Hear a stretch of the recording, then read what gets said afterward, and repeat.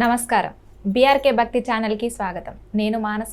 ఈరోజు మనతో పాటు ఉన్నారు ప్రముఖ ఆధ్యాత్మికవేత్త, జ్యోతిష పండితులు బ్రహ్మశ్రీ దేవులపల్లి బాలచందర్ శర్మ గురువుగారు ఉన్నారు. గురువుగారిని అడిగి విశ్వవసు నామ సంవత్సరంలో 12 రాశుల వారికి ఎలా ఉండబోతుంది, వాళ్ళు ఎలాంటి పరిహారాలు చేసుకోవాలో గురువుగారిని అడిగి తెలుసుకుందాం. నమస్కారం గురువుగారు. నమస్కారం. గురువుగారు, విశ్వవసు నామ సంవత్సరంలో ధనుసు రాశి వారికి ఎలా ఉండబోతుందో తెలియజేయండి. శ్రీమాత్రే నమః. శ్రీ గురుభ్యో నమః. విశ్వవసు నామ సంవత్సరంలో ధనుసు రాశి వారికి ఎలా ఉందంటే, ఆదాయం 5, వ్యయం 5, రాజ్యపూజ్యం 1, అవమానం 1. ధనుసు రాశి వారికి నూతన సంవత్సరంలో మిశ్రమ ఫలితాలు గోచరిస్తూ ఉన్నాయి.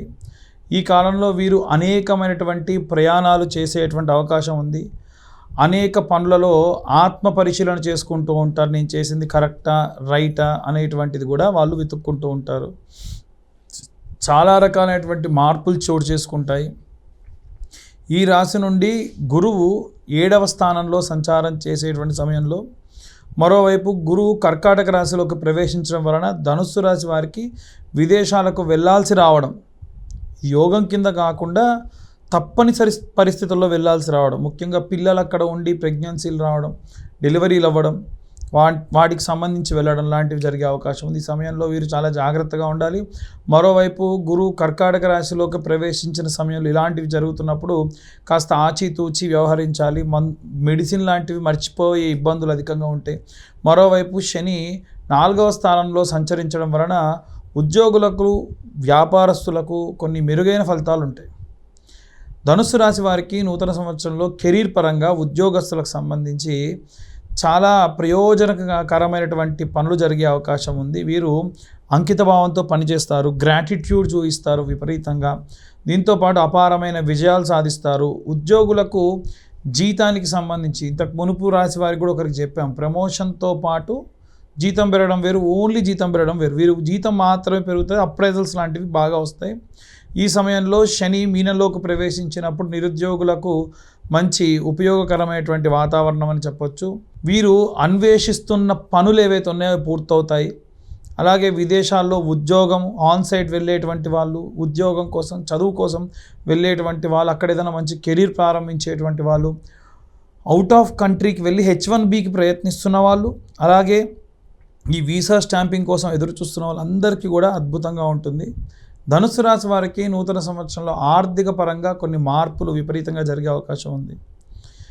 ఒకానొక సమయంలో బాగా డబ్బు వస్తుంది, ఇక మనం ఏ వస్తువైనా కొనుక్కోవాలని ఈఎంఐలు పెడతారు. మరికొన్ని సందర్భాల్లో ఆ ఈఎంఐలకు కూడా సర్దుబాటు చేయలేక ఇబ్బంది పడతారు. ధనం వచ్చినప్పుడు దాచుకోవాలి, ఇంకా అప్పులు చేయకూడదు. మనం చేసే తప్పు ఏంటంటే ధనం వస్తే అప్పు చేస్తాం, డబ్బులు వస్తున్నాయి కానీ దానివల్లే కష్టాలు బాగా ఉంటాయి. ఈ సమయంలో ఆర్థిక పరిస్థితి మెరుగవ్వాలి అని చెప్పి విపరీతమైన దైవారాధనకు చేస్తూ ఉంటారు. ఆస్తికి సంబంధించి ఏవైనా సరే క్రయ విక్రయ పనులు విపరీతంగా కొనసాగించే అవకాశం ఉంది. ఈ సమయం నందు వ్యాపారస్తులకు కొన్ని ఒడిదొడుకులు కూడా విపరీతంగా ఉంటాయి. ధనుస్సు రాశి వారికి నూతన సంవత్సరంలో విద్యారంగానికి సంబంధించి విజయాలు విపరీతంగా సాధించే అవకాశం ఉంటుంది. Medical science, management, hotel managements కోర్సులపైన ఎక్కువ ఆసక్తి చూపుతారు ఈ విద్యార్థులు ఈ కాలంలో. అలాగే అధ్యయనపూర్వకమైనటువంటి అంటే PhD లాంటివి చేసేవాళ్ళు కూడా బాగా ఉంటారు. ప్రయాణాలు కారణం వల్ల వీరు కొంత మేరకు ఇబ్బంది పడే అవకాశం ఉంటుంది. ఆలోచనాత్మకమైనటువంటి వినూత్నమైన పద్ధతిలో వీరు అధ్యయనం చేసేటువంటి అవకాశం ఉంది. అంటే కొంతమంది PhDలు చేసినా దాని గురించి ఒకరు మాట్లాడుకునే విధంగా, చాలా మెచ్చుకునే విధంగా వాళ్ళు అవి చేస్తూ ఉంటారు. ధనుసు రాశి వారికి సంబంధించి ఏడాది వ్యాపార పరంగా మిశ్రమ ఫలితాలు గోచరిస్తున్నాయి. భాగస్వామ్య వ్యాపారాలకు అంత అచ్చిరావు, విభేదాలు వస్తాయి. గొడవ పడి నష్టపోయినా పర్వాలేదని బయటకు వచ్చి మళ్ళీ వ్యాపారం ప్రారంభించేటువంటి అవకాశం ఉంది. మరోవైపు బుధుడి యొక్క ప్రభావం వలన ఒంటరిగానే వ్యాపారం అంతా కూడా చూసుకొని మంచి విజయం కూడా సాధించే అవకాశం ఉంటుంది. ఈ రాశి వారికి నూతన సంవత్సరంలో ఆరోగ్యపరంగా ప్రారంభ నెలలలోనే శ్రద్ధ అధికంగా వహించాలి, ఇబ్బంది అధికంగా ఉండే అవకాశం ఉంది. వీరికి సంబంధించి ఆలోచనాత్మకంగా నిర్ణయాలు తీసుకుంటారు. ఆరోగ్యపరంగా చూసుకున్నట్టయితే కిడ్నీ రిలేటెడ్ ప్రాబ్లమ్స్ కానీ, గ్యాస్ట్రిక్ ప్రాబ్లమ్స్ కానీ ఎక్కువ ఉండే అవకాశం ఉంది. మానసికమైనటువంటి ఒత్తిడి, ఉపశమనానికై ఏవైనా సరే అలవాట్లకు లోనవ్వడము, ఇవి వృద్ధాప్యంలో ఉన్న వారికి ఇంకా తీవ్రంగా పెరగడం ఇలాంటి అవకాశాలు ఉన్నాయి. విద్యార్థులకు సంబంధించిన విషయానికి వస్తే వీరు నిత్యము కూడా ఆవు నెయ్యితో దీపారాధన చేసి ఆంజనేయ స్వామి సింధూరము దానిపైన కుంకుమ ధరించడం వల్ల విపరీతమైన శక్తి లభిస్తుంది. ఇంట్లో ఉన్న గృహిణుల విషయానికి వస్తే ఇంతకు మునిపే చెప్పాము, ఈ యొక్క కుబేర కుంకుమ చాలా చాలా మంచిది. అలాగే ఎవరైతే ఆరోగ్యపరంగా ఇబ్బంది పడుతూ ఉన్నారో సర్వాంగ పాశుపతం అనేటువంటి హోమం ఉంటుంది, అది చేయించుకోవడం చాలా మంచిది.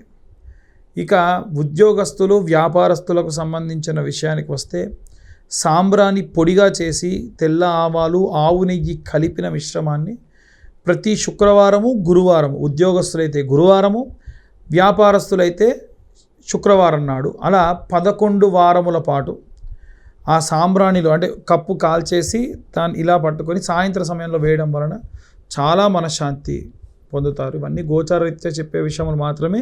పూర్తిగా జాతక విశ్లేషణతో కావాలి అంటే కింద ఉన్న నెంబర్కి వాట్సాప్ చేస్తే వారి జాతకం అంతా కూడా డీటెయిల్డ్గా 60 నుండి 70 పేజీలు అందించడం జరుగుతుంది. 2025 సంవత్సరంలో కేవలం 2025 రూపాయలు మాత్రమే ఛార్జ్ చేయడం కూడా జరుగుతుంది.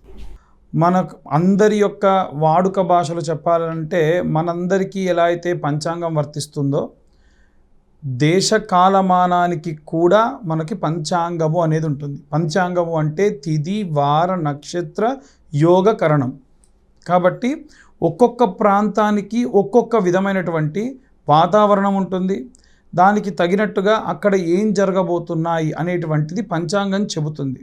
ఉదాహరణకు మనకు ఎప్పుడో అమావాస్య రాబోతుంది, ఎప్పుడో పౌర్ణమి రాబోతుంది, ఎప్పుడు గ్రహణం రాబోతుంది అనేటువంటి విషయం కూడా మనకి ఈ యొక్క పంచాంగంలో నిక్షిప్తం చేయబడి ఉంటుంది. అలా ఈ యొక్క విశ్వావసునామ సంవత్సరంలో సాధారణంగా వర్షానికి సంబంధించిన విషయానికి వస్తే, ఎందుకంటే అందరూ కూడా వర్షపాతం సుగమంగా ఉంటే, వర్షం బాగా ఉంటేనే మనం పాడి పంట వ్యవస్థ అద్భుతంగా ఉంటుంది, రేట్లన్నీ కూడా కాస్త అనుకూలంగా ఉంటాయి. ఈ సంవత్సరం వర్షానికి సంబంధించి కొన్ని సందర్భాల్లో మనకి అధిక వృష్టి అని అంటారు కదా, అనుకోని వర్షాలు, అనుకోని కాలంలో వర్షం పడడం లాంటివి జరుగుతాయి. మిగిలిన కాలం అంతా కూడా వర్షం సమయానికి సానుకూలంగా ఉంటుంది. ఈసారి ఎండలు కాస్త అధికంగా ఉండే అవకాశం ఉంది. అలాగే పంటలకు సంబంధించిన విషయంలో చాలామంది అత్యాశకు వెళ్తే మన పంట ఎప్పుడు కోతలు కోయాలో అప్పుడు కోసేసి దిగుమతి చేసుకోవడం వల్ల నష్టం రాదు. ఇంకా పక్కన వాడి ఖాతా బాగా ఉంది, నాది ఇంకా పెరిగితే బాగుంటుంది అని కనుక ఆశపడితే ఆ పరంగా ఆ సమయంలో అనుకోకుండా వర్షం పడడం వల్ల ఇబ్బంది పడేటువంటి అవకాశం ఉంది. ఓకే గురువుగారు, ధనుసు రాశి గురించి చాలా చక్కగా వివరించారు. ధన్యవాదాలు గురూజీ.